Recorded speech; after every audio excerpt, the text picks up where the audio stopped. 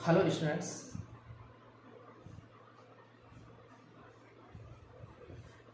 in earlier videos we have read about electric charge, electric field due to a point charge, electric field due to a system of charges. Today we are going to read about continuous charge distribution and how we can calculate electric field and force due to continuous charge distribution. Students, if my videos are useful to you,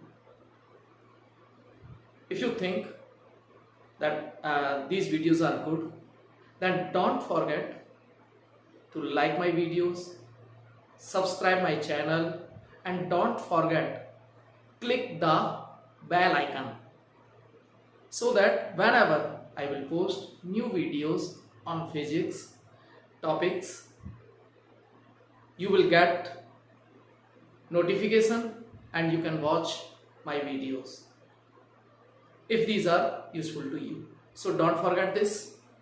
Now I am coming on that point, continuous charge distribution. It has been observed that this topic becomes typical to students whenever they have to use this concept. So I am trying to make this topic theoretically easy as well as you can use it in your problems easily. So first of all, what is the continuous charge distribution?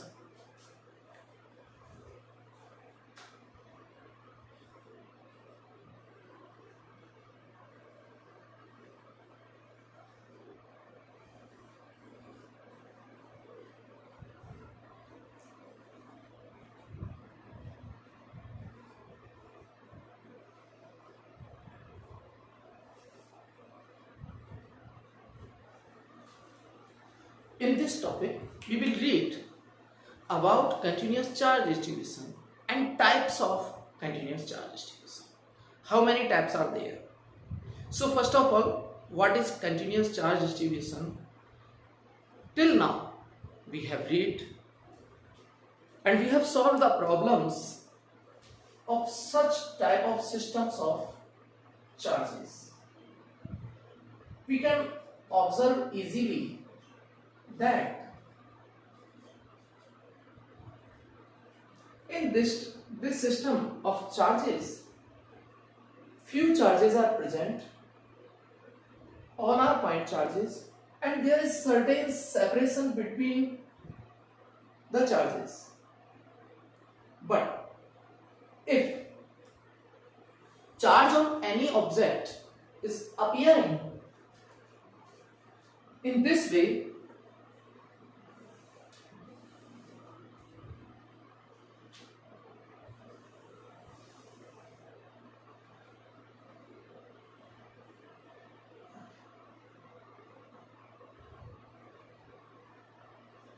all over the surface of this object in this way, means separation between two successive charged particles is very negligible. In another word, you can also say if charge on any object is large compared to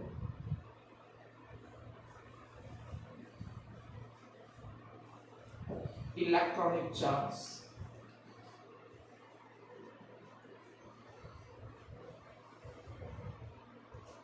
then this situation will appear. The separation between two successive charged particles will be very less. We can't consider them separately.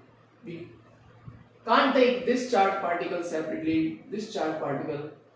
We can consider them all together. In this situation, the quantization can be ignored. Quantization of charge can be ignored. And this type of distribution of charge is said to be continuous charge distribution. Now, how many types of continuous charge distribution are? Types. So there are three types.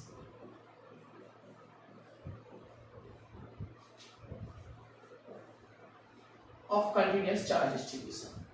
We are taking them one by one. One is known as linear or line charge distribution.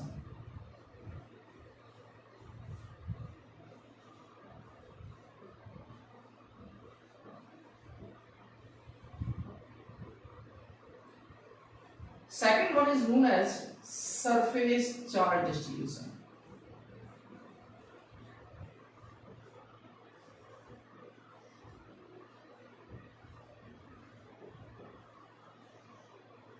And the third one is known as volume charge distribution.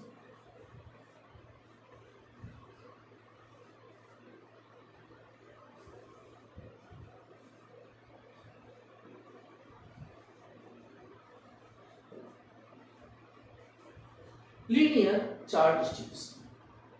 Now, we have to think about these words. Linear, surface, what these words are indicating.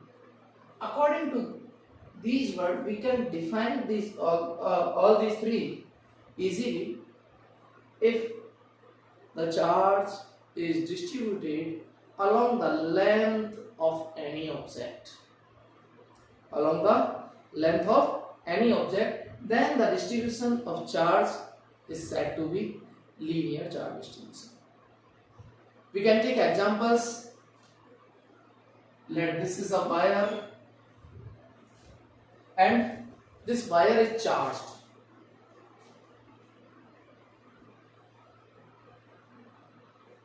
Many charged particles are present on it.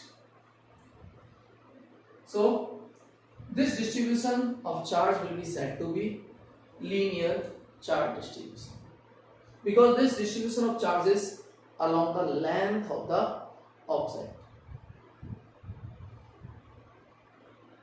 Observe here and keep in your mind that it is not necessary that wires should be straight. It may be curved. You can take another example also. Let this is a ring, circular ring, and it is charged. So again the distribution of charge is linear charge distribution.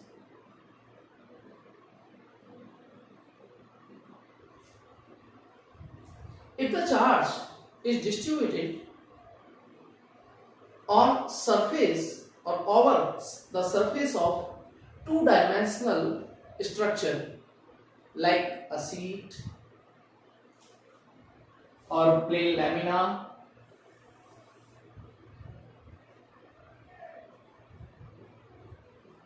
the charge is spread over surface of the object.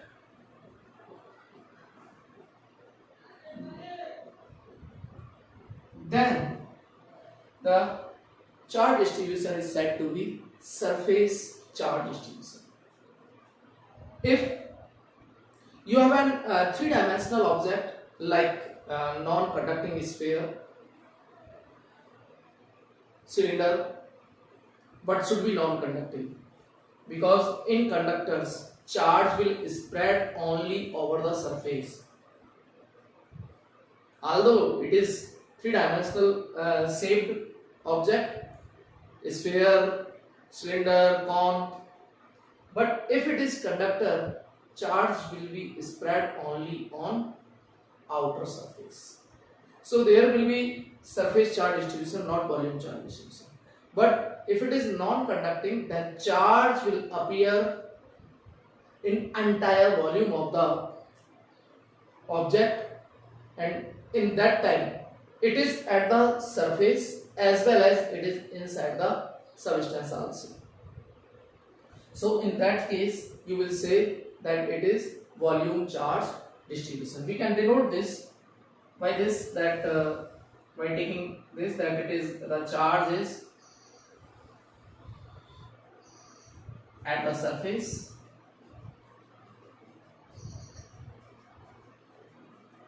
as well as it is inside the substance also. This is denoting some thickness, and charge is inside, charge is also present inside. Whenever we have continuous charge distribution, either it is linear or surface or volume charge distribution, we have to define a quantity, physical quantity, and that physical quantity is known as charge density.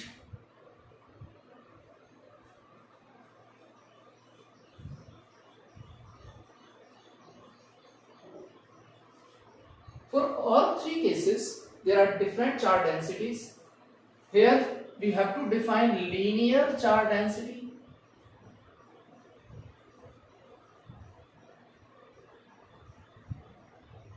here we have to define surface charge density,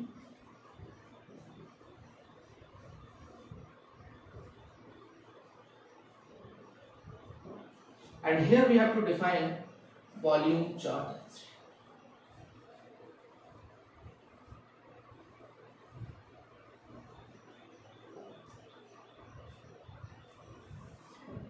At any point of charge distribution, the charge density will be amount of charge in unit object. Amount of charge in unit object means, if your charge distribution is linear, then at any point, amount of charge in unit length will known as linear charge density.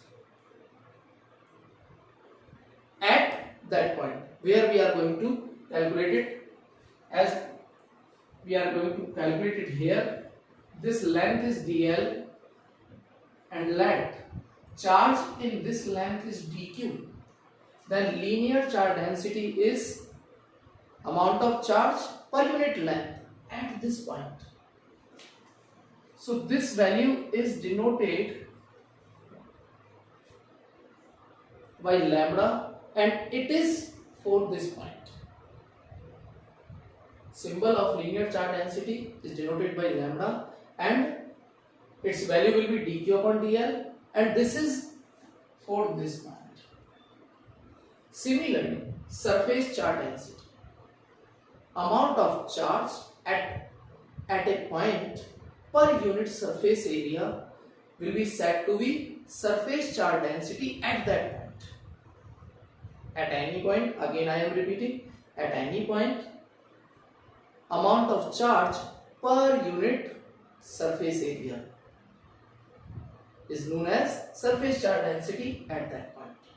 So, if you have taken some surface area here, and you have find out value of charge within this surface area, let it is dq, then dq upon dA will be your surface charge density, and symbol of surface charge density is sigma. Similarly, volume charge density we can define easily for the same thing. At any point of charge distribution, the volume charge density is equal to amount of charge per unit volume at that point. Amount of charge per unit volume.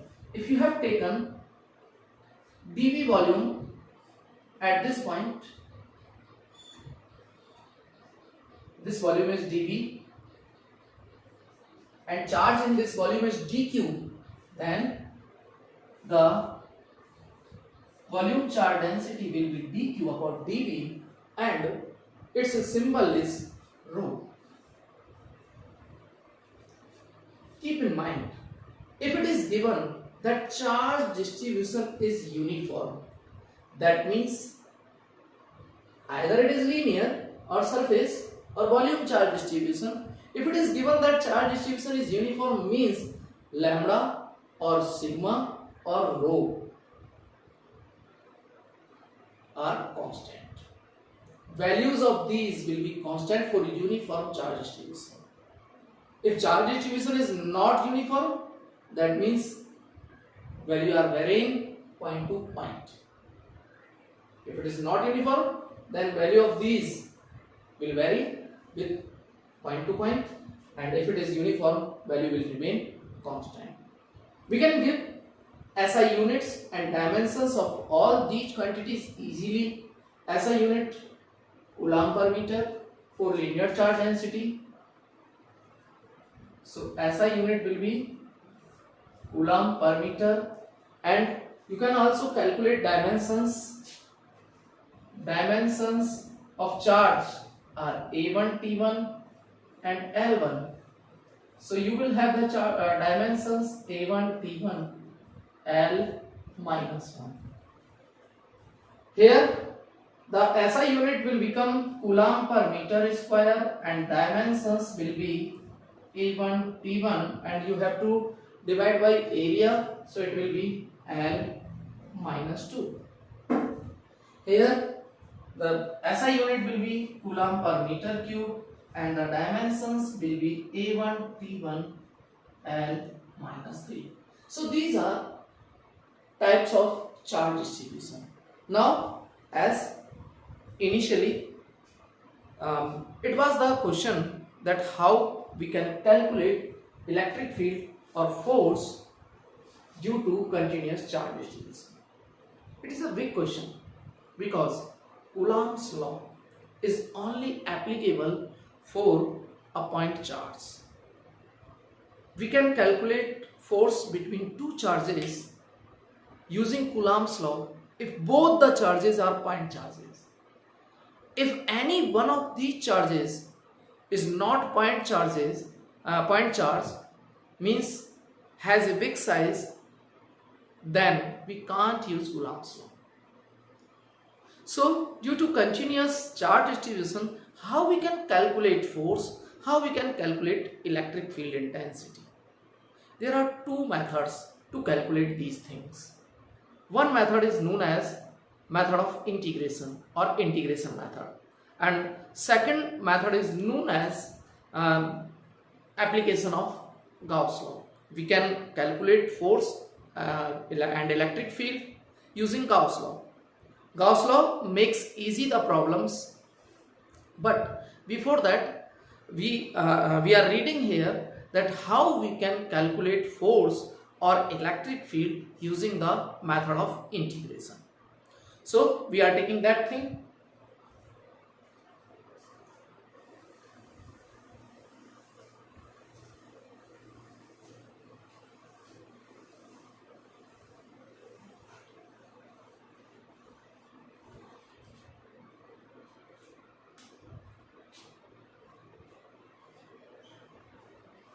Force due to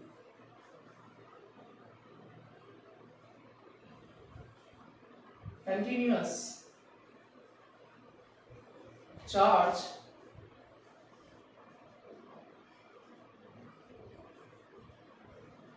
distribution. Force due to continuous charge distribution.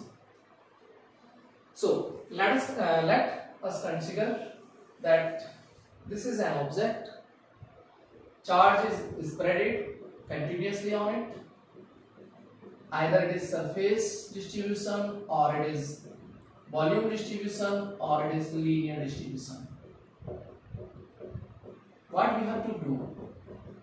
If we have to calculate force on this charge which is lying near the object. This is point charge, but this is not point charge. So first of all, we have to consider that this object consists of many small charges. We can consider this thing. We can divide this object in many small parts, and we can say that this object is made of all these small parts. Out of these small part, one is this, and let this small part have charge dq. As this is a small part, we can consider this part as point charge. So we can apply Coulomb's law for this charge and this charge because it is already point charge. Let the position vector of this charge Q0 from our small charge is r vector. Then applying Coulomb's law, we can write force between these two charges easily. It is 1 upon 4 pi epsilon naught dq and q0 upon r square r cap. Now, as we have said that we can consider the whole object as it is consists of so many small parts, and we have learned about the principle of superposition. So we can apply principle of superposition, means we can calculate force due to all the parts, and then we can find total force by vector addition of all individual forces, and we can get sum by integrating this quantity. So by integration of this quantity, we can get relation for total force on Q0.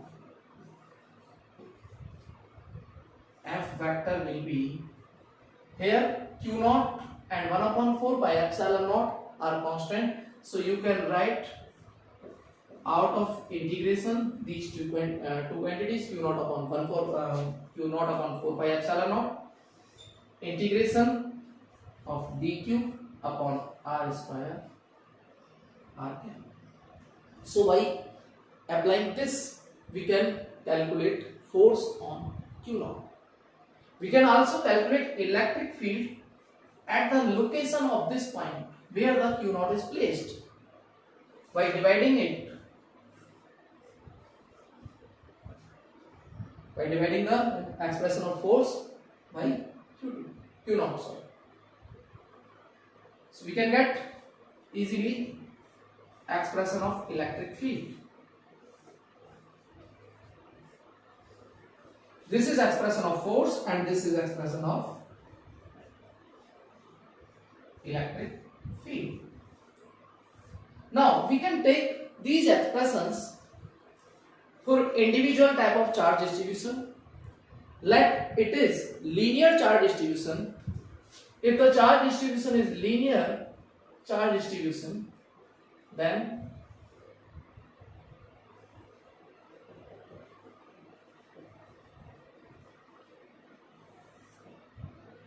we know that lambda was dq upon dl. You can place dq, replace dq by lambda dl. So put these values here. F vector will be, means force on Q0 will be Q0 upon 4 pi epsilon naught integration lambda dl upon r square r cap. One thing, this lambda will be constant if charge distribution is given uniform. If it is not given uniform, then it will not be constant and it will not come out from integration. If it is given uniform, then it will be constant and it will come out from the integration. And we have to integrate our complete length of the object. So we have to put here L. This L is denoting here that we have to choose the limits of integration. We have to choose the limits of integration according the given problem of length. This should be clear to you. What the problem is given to you, according that we have to choose proper limits here, and we have to take in consideration the complete length of the object. Similarly, if it is given surface charge distribution,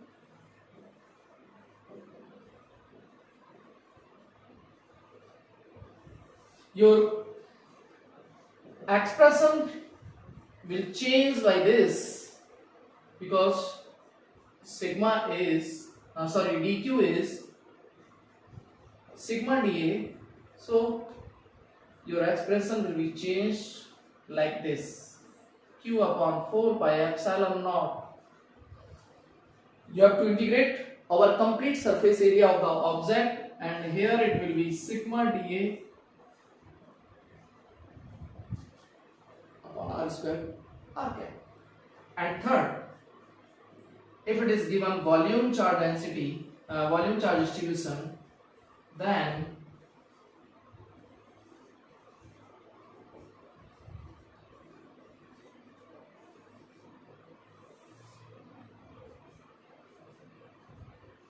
the expression will be changed like this. Here you have to integrate our volume, and for volume the rho is dq upon dv, so dq will be rho dv, so there will be change at this place. So I think now it is clear. Again I am repeating that if my video is useful to you, then don't forget to like my video, subscribe my video, and click on bell icon. Thank you. In next video we will take problems on this concept, means on continuous charge distribution. Thank you.